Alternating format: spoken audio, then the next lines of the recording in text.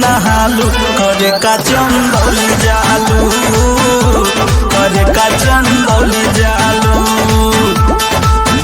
रोज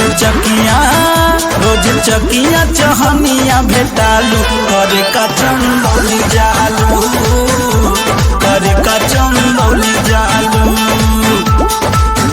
अरे कवना हाँ कवना साबुन से नहालू करे का चंदौली जालू करे का चंदौली जालू।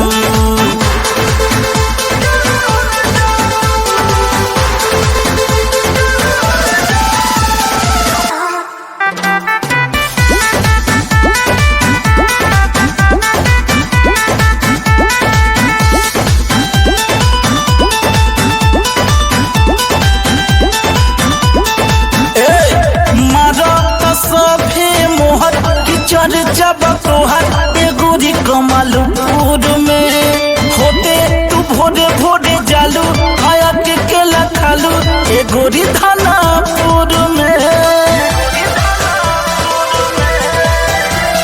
मारा सभे मोहर की चर्चा तोहर एगोरी कमालपुर में होते तू भोरे भोरे जालू आया के केला खालू एगोरी थानापुर में।